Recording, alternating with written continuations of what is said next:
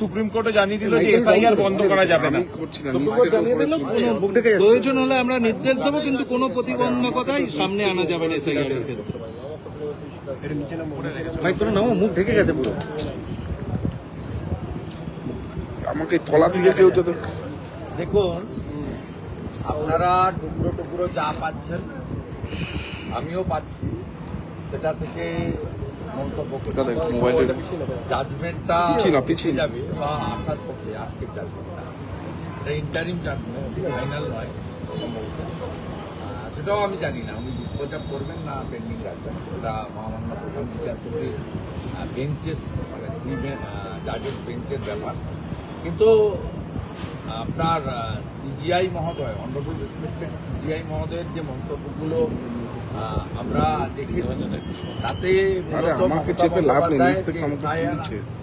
আটকানো এবং ভণ্ডুল করার প্রক্রিয়া সেটা বাধাপ্রাপ্ত হয়েছে। এবং বিশেষ করে ইলেকশন কমিশন আজকে যেভাবে গাইডলাইন মেনে সেটাও বলেছেন, এবং মাইক্রো অবজারভার তোলার যে মরিয়া প্রয়াস সেটাও প্রমাণিত হয়েছে। এবং মাইক্রো অবজারভারদের পাওয়ার এবং ফাংশন বলেছে, কার্যত এরা ওয়াচারের ভূমিকা নিয়েছেন।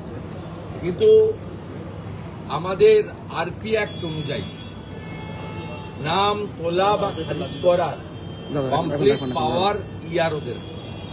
দুটো কলম থাকে, তিনটে কলম থাকে না, অ্যাকসেপ্ট অবলিক রিজেক্ট।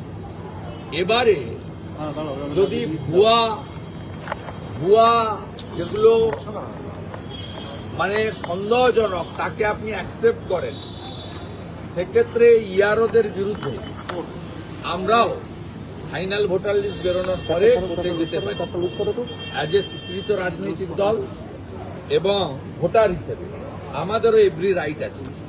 তাই মাইক্রো অবজারভাররা যেমন নজরদারির কাজ করছেন, তেমনি যেখানে সন্দেহজনক আছে, যার নাগরিকত্ব নিয়ে প্রশ্ন আছে, এই রকম ভোটারদের যদি ইনক্লুড করেন মমতা বন্দ্যোপাধ্যায়ের কথায় বা নন্দিনী চক্রবর্তীর কথায় বা আইপ্যাকের বুদ্ধিতে, তাহলে ইআরওদের কপালেও ভবিষ্যতে কিন্তু দুঃখ রয়েছে।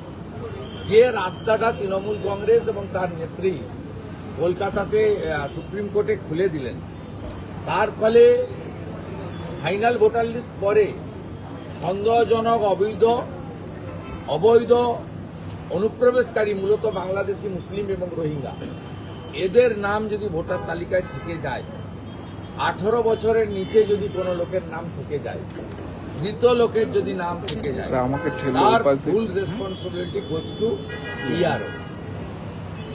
এবং আমাদের ক্ষেত্রে দুটি আরো অপশন রয়েছে।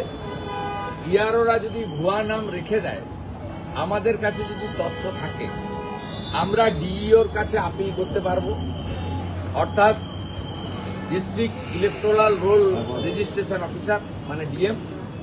এবং ডিএম যদি আবার নবান্নর হস্তক্ষেপে আমাদের বক্তব্য না নেন, ভাইট করে, আমরা কিন্তু ফাইনালি সিওর কাছে আসতে পারব। এবং সিও যদি রিজেক্ট করে, তখন আমরা কোর্টেও যেতে পারব। অতএব যে মূল উদ্দেশ্য নিয়ে মমতা বন্দ্যোপাধ্যায়ের অভিযান, নাটক, ড্রামা, এক শ্রেণীর সংবাদ মাধ্যমে বলা ইতিহাস তৈরি করলেন, সে কি ইতিহাস লোক দেখলো? উনি চেষ্টা করেছেন এসআইআর বন্ধ করতে, উনি চেষ্টা করেছেন 2024-এর লোকসভা ভোটে যে ত্রুটিযুক্ত ভোটার তালিকা, তাকে সামনে রেখে নির্বাচনে যেতে। সেই উদ্দেশ্য তার এখন সফল হয়নি বলে আমার মনে হয়েছে, এবং এটাই হওয়া উচিত। আজকেও রাজ্যের সওয়াল আধার কার্ড নিয়ে, আধার কার্ডকে কেন রাখতে? নতুন কয়লা মামলায় বুধবুদ থানার ওসি মনোরঞ্জন মণ্ডলকে আজকে আবার তলব করেছে ইডি, এবং আজই তাকে দেখা করতে বলা হয়েছে। এবং একই সঙ্গে লালা ঘনিষ্ঠ কয়লা মাফিয়া চিন্ময় মণ্ডলকেও তলব করা হয়েছে। আটকে দেওয়া উচিত। টাকা কোথায় পাঠাতো জানা দরকার, কোন সিপির কাছে, কোন আইজির কাছে, কোন এডিজির কাছে কোন লোকের কাছে টাকাগুলো পাঠাতো? মনোরঞ্জন তো একা খাইনি, 25 রেখে 75 পাঠিয়েছে, এটা কলকাতাতেই পাঠিয়েছে। সেটা কোথায় পাঠিয়েছে জানা দরকার, বাংলা জানতে চায়।